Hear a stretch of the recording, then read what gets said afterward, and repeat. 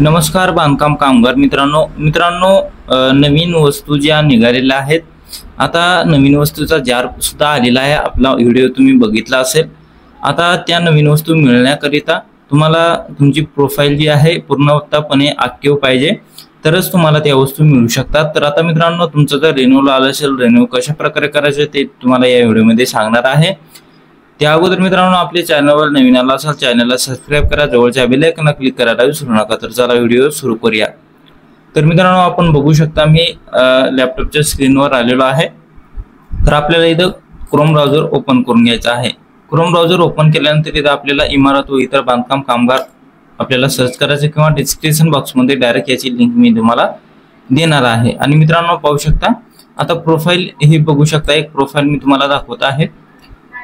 इथं जे आहे स्टेटस ऍक्टिव्ह आहे आणि रजिस्ट्रेशन स्टेटस ऍक्टिव्ह आहे, ऍक्सेप्ट आणि ऍक्टिव्ह आहे। आता इथं पाहू शकता रजिस्ट्रेशन डेट जी यांची 27/2/2024 आहे। नेक्स्ट रिन्युअल डेट 27/2/2025 आहे, म्हणजे हे रिन्युअल आलेला आहे। तर मित्रांनो, ऍप्लिकेशन स्टेटस हे ऍक्सेप्टच राहणार आहे, परंतु रजिस्ट्रेशन स्टेटस जे आहे इनऍक्टिव्ह इथं होऊन जाणार आहे या तारखेला।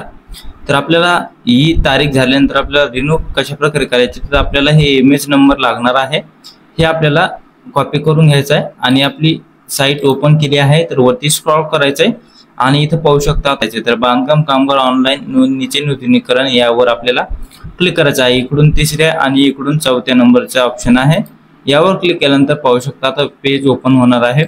आता मित्रांनो, इथं लक्ष द्या, सिलेक्ट ऍक्शन इथं म्हणताय, इथं न्यू रिन्युअल आणि अपडेट रिन्युअल आहे। म्हणजे तुम्ही आता पहिल्या वेळेसच रिन्यू करत असाल तर न्यू रिन्युअल क्लिक करायचंय, किंवा तुम्ही रिन्यू एकदा केलेला असेल आता परत एकदा रिन्यू तुम्हाला करायचे तर अपडेट रिन्युअल क्लिक करायचंय। तर आता इथं न्यू रिन्युअल याच्यावर क्लिक करतो। क्लिक केल्यानंतर इथं आता रजिस्ट्रेशन नंबर आपल्याला टाकून घ्यायचा आहे। टाकल्यानंतर प्रोसीड टू फॉर्म या बटनावर क्लिक करायचं। तर इथं पाहू शकता आता इथं प्रोफाइल काय दाखवते, मगाशी आपण बघितली तेच मी इथं टाकलेलं आहे, ते इनऍक्टिव्ह इथं दाखवण्यात आलेले आहे। आता इथं कामगाराचे नाव येईल, आधार नंबर इथं येऊन जाईल, मोबाईल नंबर येऊन जाईल, जन्मतारीख इथं येऊन जाईल। आता आल्यानंतर इथं आता आपल्याला इथं जन्मतारीख चेंज करायचं ऑप्शन सुद्धा येत नाही, काहीच नाही। आता आपल्याला हे 4 ऑप्शन चेंज करता येत नाहीत। आपल्याला आता वरती स्क्रॉल करायचंय। केल्यानंतर इथं पाहू शकता डिटेल ऑफ द 90 दिवसाच्या कामकाजाच्या दाखल्याची तपशील इथं आपल्याला भरायचा आहे।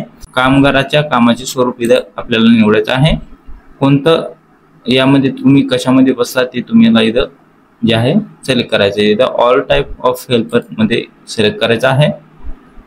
जारी करणाऱ्याचा प्रकार आहे, कॉन्ट्रॅक्टर आहे, डेव्हलपर आहे, ग्रामसेवक आहे, personally authoriser by municipal corporation of municipal council. तर तुमचं जे कोणतं असेल ते निवडून घ्या। आता इथं जे जास्त चालतं ते कॉन्ट्रॅक्टरच आहे, कॉन्ट्रॅक्टरवर क्लिक करतो। क्लिक केल्यानंतर इथं मित्रांनो पाहू शकता रजिस्ट्रेशन जारी करणाऱ्याचा नोंदणी क्रमांक इथं आपल्याला टाकून घ्यायचा आहे, जावक क्रमांक इथं टाकून घ्यायचा आहे, जावक दिनांक इथं आपल्याला टाकून घ्यायचा आहे, नेम ऑफ कॉन्ट्रॅक्टर डेव्हलपमेंट ठेकेदाराचे नाव इथं आपल्याला टाकायचं आहे, जिल्हा इथं निवडायचा आहे, जिथं आपण कामाला आहे तिथं इथं आपला जिल्हा निवडायचा आहे। तर 90 दिवसाच्या प्रमाणपत्रावर काम करण्याचे ठिकाणचा तपशील असतो, तो तपशील इथं आपल्याला टाकून घ्यायचा आहे। की गुत्तेदाराच्या इथं म्हणतात की ठेकेदार विकासकाचे नाव आहे आणि नियोक्त्याचा जिल्हा, तर इथं आपल्याला ते टाकायचं नाही। आपल्याला इथं जे तपशील सध्या कामाचे ठिकाण आहे तिथला इथं तपशील आपल्याला टाकून घ्यायचा आहे। टाकल्यानंतर मित्रांनो पाहू शकता आता नोट कृपया पडताळणीसाठी तुम्हाला भेट द्यायची असलेले योग्य तालुका केंद्र आपल्याला निवडायचं आहे। तर इथं सिलेक्ट वर क्लिक करायचं आहे। आपण जे इथं तालुका निवडताल तेच इथं केंद्र आपल्याला दाखवणार आहे। इथं तालुका निवडलेला आहे, सिलेक्ट केलं मी। आता क्लिक लोड विजिटिंग डेट या बटनावर क्लिक करायचं आहे। तर त्या अगोदर आपल्याला 90 दिवसाचं प्रमाणपत्र इथं आपल्याला अपलोड करायचं आहे। यामध्ये आपल्याला 90 दिवसाचं प्रमाणपत्र असेल, ठेकेदाराचं लायसन असेल आणि वर्क ऑर्डर असेल, हे तिन्ही गोष्टी जे आहेत तिन्ही प्रमाणपत्र आपल्याला PDF मध्ये तयार करायचे आणि अपलोड इथं करायचं आहे।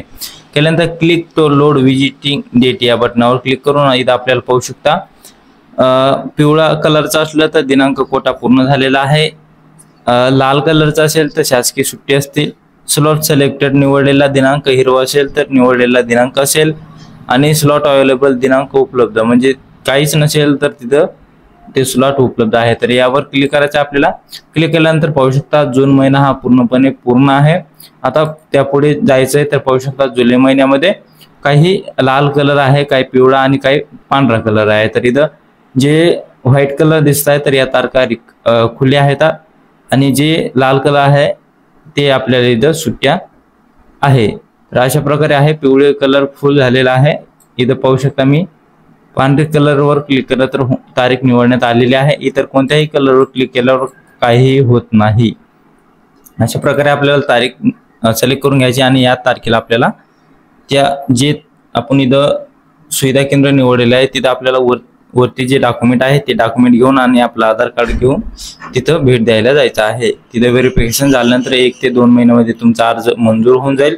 मित्रांनो, अशा प्रकारे तुमचे रिन्युअल असेल रिन्युअल करून घ्यायचं आहे आणि नवीन ज्या 10 वस्तू मिळणार आहेत त्याचा लाभ घेण्यासाठी आपल्याला हे रिन्यू करावं लागणार आहे. तर मित्रांनो, भेटूया पुढच्या व्हिडिओमध्ये. तोपर्यंत जय शिवराय, जय महाराष्ट्र, जय हिंद.